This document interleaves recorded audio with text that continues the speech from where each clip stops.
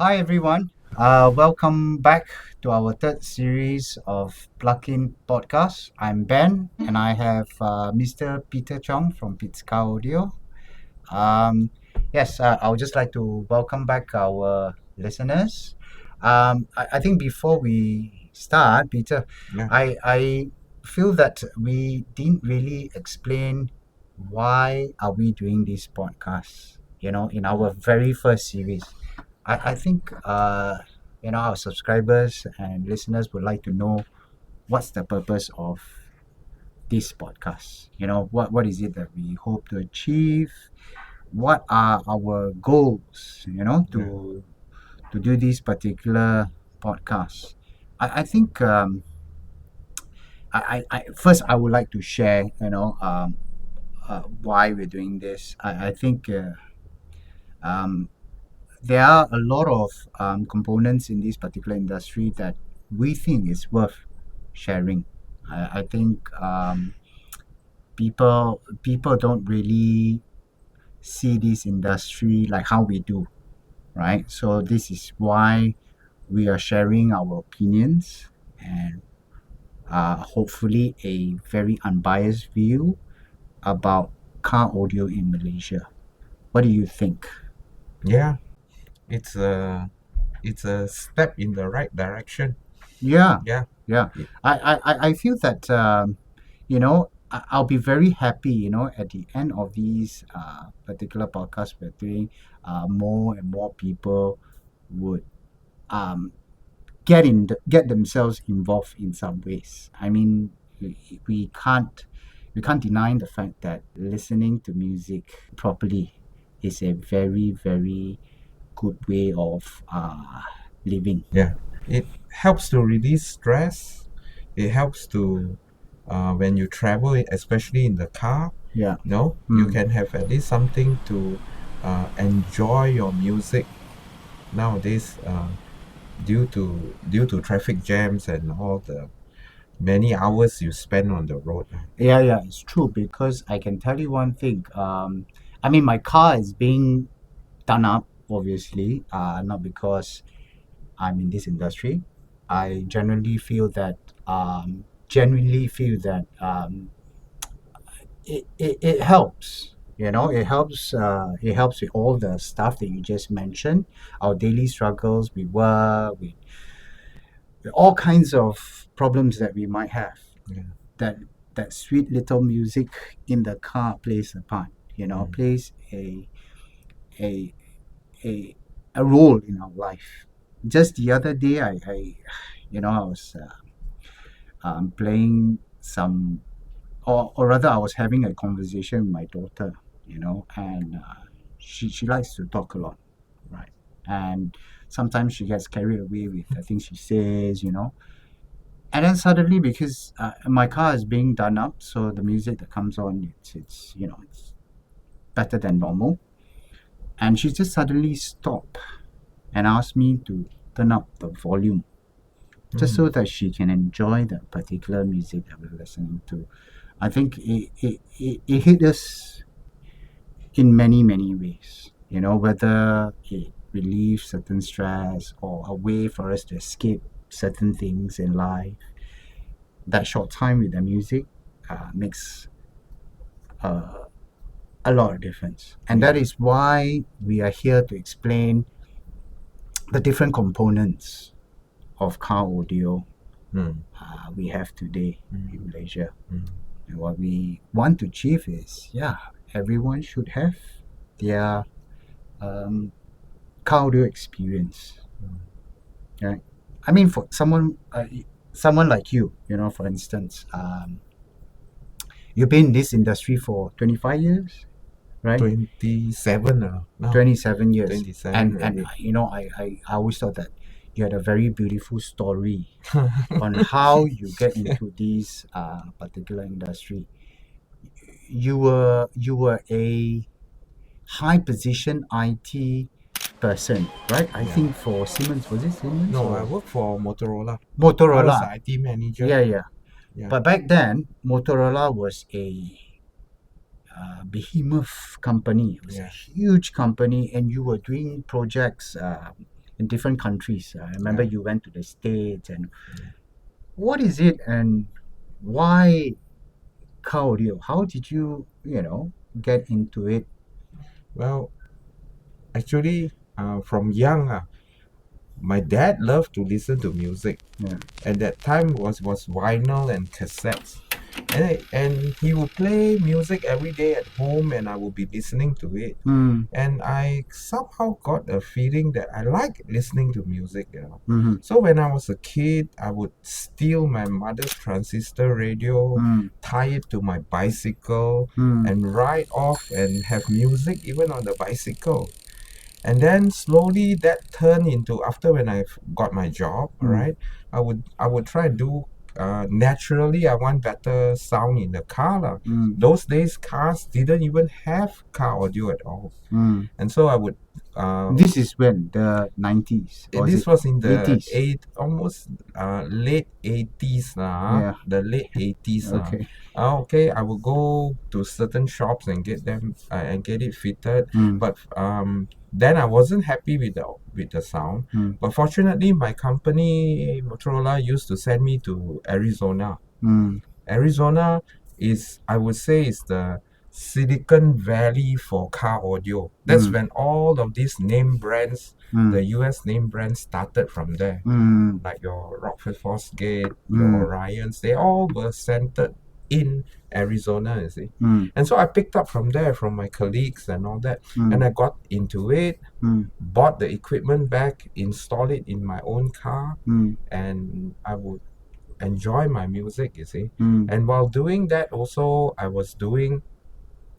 I had a lot of collection of music with me. mm. But at that time, not so much CDs, they were all on cassettes. Yeah. I Yeah. was even a part-time DJ. Mm. I was doing DJing for people. I love my music, you see. Nice. So why then I did a bit of home hi-fi, Mhm. but I skewed more towards car audio because every time, because like in KL, we are stuck in the jam, Yeah. or we are driving. Most of the time we are driving alone. Yeah. And I find that at that time, that's my me time, no? My personal time. Yeah. For For sure. me to enjoy that music, and if Mhm. I get that music just right, Mm. I get all the involvement, the emotions of that song, Mm. and then when I was young, I loved the bass to kick in a bit Yeah. harder, Yeah. so I would have a bit more punchy bass in the car, Yeah. better clarity, Yeah. and then But that time, I think bass was very important, right? It's Yeah, not yeah. so much of But sound quality, but I couldn't do Unique. that at home. Mm. Because my parents Mm. and now my wife would Mm. complain that I play it too loud, or Yeah, maybe a wee bit too loud for their liking, you see. Mhm, mhm. So I get to do this in my own car Yeah. when I'm alone. Mm. So I get to enjoy that me time for me lah, Yes. when I'm in the car lah. Yes. That's also the reason. And nowadays I find that even more so, because I have all three subscriptions. Yeah. I got my Tidal, my Apple Music, and my Spotify, Yeah. and I got millions of songs at my fingertips. Yeah. I got many playlists. Yeah. All my CDs and cassettes collections. I created them into my playlist. Yeah. At any time in the car, Yeah. I want to listen to any song, I just tap on it and I get to listen to it, you see. Yeah, I actually, this is one of the topics that that I would like our listeners to know. How is car audio back then versus now? It's a very interesting topic because, like you said, I think our car audio scene has evolved heaps. Yes. I mean, we don't even need to talk about many years ago. Yes. A good 10 years ago, it's very Yes. very different now. Yes. Right? yes, I mean, back then Tidal didn't exist, right? Yeah. Spotify, I we, don't we had think. Spotify. Yeah, I had Spotify, I've but had Tidal. my Spotify account for almost 15 years now. Wow, Yeah. that's long. But it wasn't very popular back then because it car wasn't. audio wasn't able to use it effectively. Because now it's all Bluetooth live streaming kind of Yes, thing. yes. That's what we would like to talk about. Yeah, For this. yeah. for this series at least. How is car audio back then versus now? Mm, You yeah, know, yeah. what is it that we had 10 years ago that we didn't have now? No, what we have now that we didn't have 10 years ago. Well, now definitely we got Bluetooth, we got Apple CarPlay, we got Android Auto. Hmm. The integration of these streaming services of your Spotify, Hmm. your Apple Music Hmm. is much better integrated. Hmm. I remember back in those days in 2008, 2007, the early days Hmm. of an Alpine head unit, you Yeah, couldn't even Bluetooth yeah, your yeah, phone yeah, because yeah, Bluetooth was not known to be of hi-fi quality. yeah, And so nowadays, Mm. Bluetooth is. yeah, You've yeah. got your different codecs like your aptX or your Yeah. LDAC. You got better resolution of Mm. the Bluetooth. Mm. And then on your phone, you have a lot of songs. And now even Spotify is going into lossless. Yeah. And Apple Music definitely. So I mean, know? all these losses that you spoke about in resolution, you Mhm. spoke about. Basically, what we are getting is better quality music, Yes. right? Yes. It's way better quality music than we used to get, right? 10 years ago compared to 10 years Well, ago. we did have CDs back then. Yeah. CDs is good. Yeah. All right. However, it wasn't convenient Yeah. because we would be relying on a CD changer Yeah. with a maximum of 12 CDs, Okay. or most of them were 6 CDs, and you only get to play those 6 CDs at any one time in Correct, the car. correct. I still remember I used to Mm. have that. It was a hassle because every time you want to switch the different CD, there's a CD changer. Yeah, a CD changer. And like you said, a CD can only I think fit 20 songs at most, or Yeah, even maybe maybe. even less. Yeah. And now you can have like thousands and thousands Yeah. But that songs. then it just at your moved on. fingertip. It Yeah. moved on to USB, Yeah. MP3. Yes. Yes. All right. Then yes. it moved on to MP3. But the MP3 format Yeah. doesn't give us as The- high resolution as what we have would today. want to Yeah. as we have today Yeah. And that's why technology has helped us get into better, I would say, a more closer resemblance of the original recording. Yes. Okay, Yes. a closer resemblance of the original recording, as good as CD. All right, stream from your phone via Apple CarPlay or Android Auto into your car. All right. But okay, so is it a lot more? I mean, in terms of price, we're talking about in terms of price. Has it gone up because we have so much technology now with all these different components? Is it a lot more expensive now compared to No. before? It's cheaper now. It's cheaper now. Now you see, you would buy a CD. Yeah. All right. Yes. And maybe on that CD, only 3 songs were your 'cause- favorite songs. yeah, and CDs weren't cheap. Weren't cheap. at Yeah, that it's time. still not cheap now. Yeah, you yeah, see, yeah. Right? Yeah. So on Spotify or Apple Music, you just pick those 3 songs, put it in your playlist, and there you go. Yeah, but Tidal has got high res music as Yes. well, right? that you However, can- Spotify and Apple Music have caught up already now. Okay, so the Okay. resolutions are not bad also. Yes. I see. The quality of the music is As good. just as good. Just Oh, as good. All Yeah. right. Mm. So now, once you have such a great front end, I would say, the source coming in is in very good resolution. The back end would be the processing of this audio from your head unit all the way to your speakers, all the way reaching to your ears. Okay. That's what we are talking about here. Yeah. Yeah. Car audio. Okay. Right. I mean, all I can hear is just better quality music, for Yes, sure. definitely. yes. And that's why on these plug and play systems, Yeah. it's so much easier nowadays Yeah. to get this good quality audio to your ears without having to put in that many components. Right? In the past, when I first started, we would have amplifiers, we'd have processors.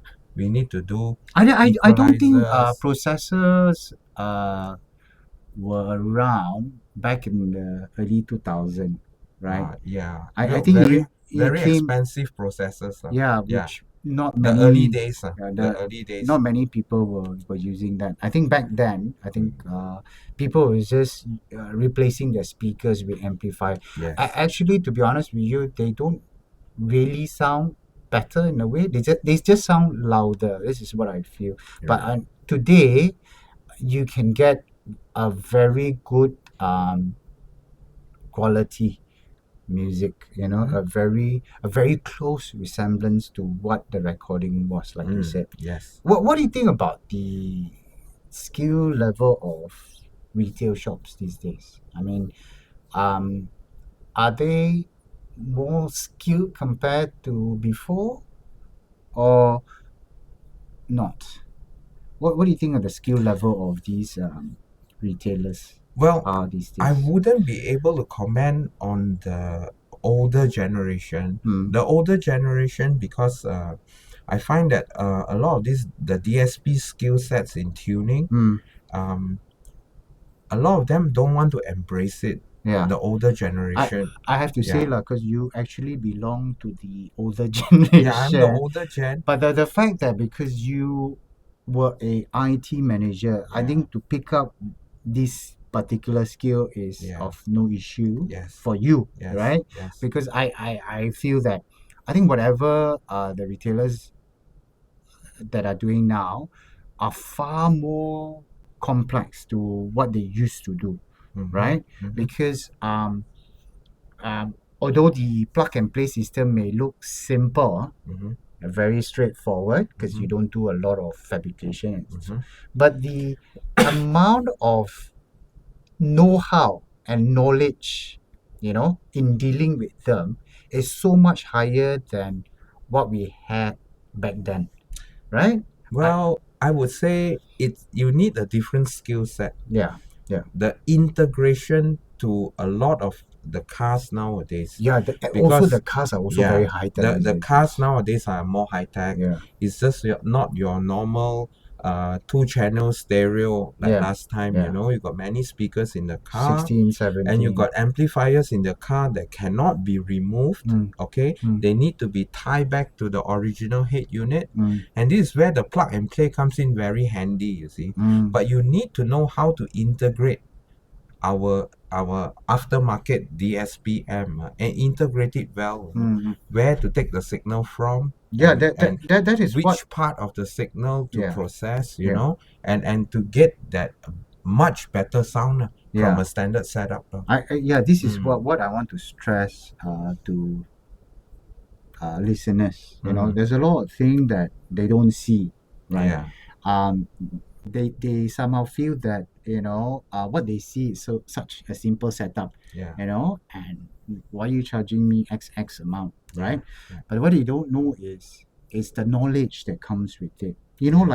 Like for instance, when you deal with a car, each and every car has its own brain, right? Their own ECU, right? If you don't know them well enough, there's no way that you can work hand in hand with that particular car system, right? So you got to know the car, not just the products that you're trying to sell. Right. You need to know the car, and you need to know the integration bit.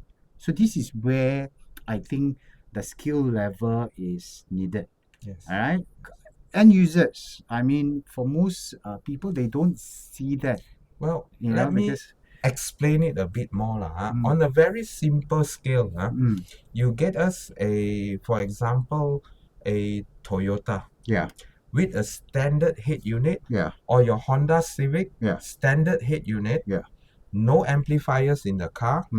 You integrate a DSP into this head unit nowadays, they have already pre-processed the audio to suit their existing speakers. Stock speakers, right? Yes. So if we put in a plug and play DSP and hope to improve on it, it's not just simply sticking a DSP in and tuning it. You need to understand what are the virtues of the signal that you're getting from the head unit, because the signals are being massaged already within that original head unit. So it's